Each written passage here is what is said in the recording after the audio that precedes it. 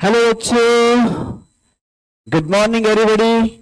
Let's start with this question. ये question से शुरुआत करते हैं। देखिए क्वेश्चन को पहले पढ़ेंगे। क्वेश्चन ये है, calculate the minimum uncertainty in the position of the particle if its uncertainty in momentum is 2 into 10 raised to minus 27 kilogram metre पर सेकेंड।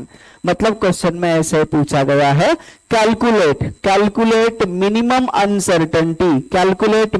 अनसर्टेनिटी है ना, of position. Minimum uncertainty of position मतलब क्या given है, पहला पढ़ते हैं। तो इससे पहले हम ये चेक करते हैं कि ये गिवन डेटा जो है ना, इसके ऊपर हम पहले चेक कर लेते हैं ये क्वेश्चन कहां से पूछा गया है। अब देखिए ये क्वेश्चन अनसर्टेनिटी इन पोजीशन और अनसर्टेनिटी इन मोमेंटम, ये केमिस्ट्री में सबसे ज्यादा कहां कौन से टॉपिक में आता है, एटॉमिक स्ट्रक्चर से आता है। एटॉमिक स्ट्रक्चर से कौन से कंसेप्ट से आता है, ये आता है हाइजेनबर्ग अनसर्टेनिटी। आप सभी को पता है, हाँ कहां से आता है, देखिए हाइजेनबर्ग अनसर्टेनिटी एक कंसेप्ट है। हाइजेनबर्ग अनसर्टेनिटी सही है।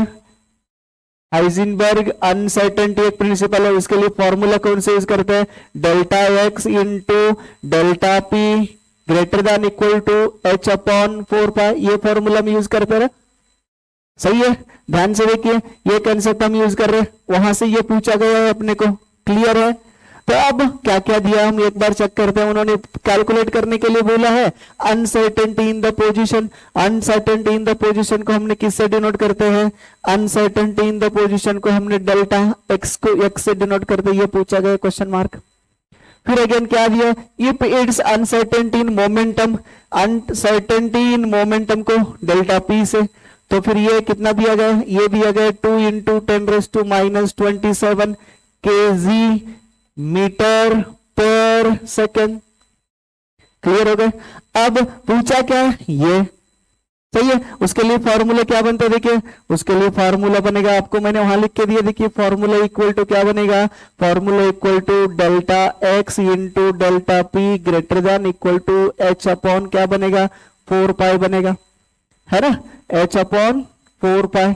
तो चलिए क्या क्या वैल्यूज दिया है उसको पुटअप करते हैं। क्या क्या दिया है, डेल्टा एक्स को पूछा गया है, तो फिर हम इसको क्या करेंगे, इसको इस साइड लेके चलते हैं, है ना, या नहीं तो और एक बार दोबारा इसको ऐसे लिखते हैं अच्छे से। देखिए delta x into delta p equal to h upon क्या है, 4 है। सही है बच्चों। एच इक्वल टू आप सबको पता है, एच इक्वल टू क्या रहेगा, 6.626 इंटू 10 रेज़ टू माइनस 34, है ना, ये फॉर्मूला रहेगा ऐसा यूनिट में। अब डेल्टा एच पूछा गया, डेल्टा पी तो अपने को दिया गया, फॉर्मूला में पुटअप करेंगे। ये इसको इस साइड लेके आएंगे, यहां मल्टीप्लीकेशन में है तो इस साइड आने के बाद डिवीजन बनेगा। सही है। तो अभी क्या बनेगा, देखिए delta x equal to h upon ये देखो 4 इंटू क्या बनेगा, डेल्टा पी। तो फॉर्मूला में ये पुटअप करते हैं। क्या क्या फॉर्मूला, देखो ये इस फॉर्मूला में हम क्या करेंगे, पुटअप करेंगे। चलिए नेक्स्ट इसमें से जाते हैं। यस, नेक्स्ट क्या फॉर्मूला था, delta x equal to h upon 4 delta p, ये फॉर्मूला था। एच क्या है, 6.626 इंटू 10 रेज़ टू माइनस 34, है ना, अपॉन 4 इंटू पाई का वैल्यू 3.142 इंटू डेल्टा पी का value 2 into 10 raise to minus 27।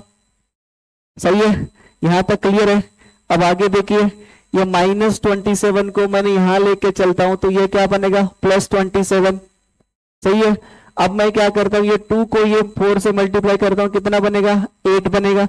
तो फिर हम ऐसे लिखेंगे 6.626 into 10 raise to minus 34 into 10 raise to 27 plus 27 ऊपर आने के बाद अपॉन क्या बन रहे हैं, अपॉन बन रहे 8 इंटू 3.142, 8 इंटू 3.142। कंसेप्ट क्लियर है यहां तक। फिर उसको सिंप्लीफाई करने के बाद अपने पास आंसर आएगा। इसके बाद इसको सिंप्लीफाई करने के बाद इसको सिंप्लीफाई करेंगे, तो सिंप्लीफाई करने के बाद देखो आंसर क्या क्या आएगा। ये देखो इसको आप माइनस करिए, 37 में से 27 निकालिए, 7 बचेगा और इसको सिंप्लीफाई करने के बाद आंसर आएगा आपको 0.2633 इंटू 10⁻⁻7 आएगा। तो अभी अपने को चाहिए किसका रिलेटेड आंसर चाहिए, अपने को चाहिए डेल्टा एच का। देखो डेल्टा एक्स इक्वल टू 2.6, मतलब मैं इस पॉइंट को इस साइड कन्वर्जन कर लेता हूं, तो क्या बनेगा 2.6 इंटू 10⁻⁸। दोबारा लिखता हूं, देखियो डेल्टा एक्स इक्वल टू 2.6, ये 3 है ना, 2.633 इंटू 10⁻⁻8, ये आंसर रहेगा। ये क्या है, देखिए ये आंसर। क्लियर हो गए। अब देखिए ध्यान से, इसमें से कुछ गड़बड़ है तो देखिए, कुछ समझ में नहीं आ रहा तो देखिए एक बार। क्लियर है? यस, चलते हैं।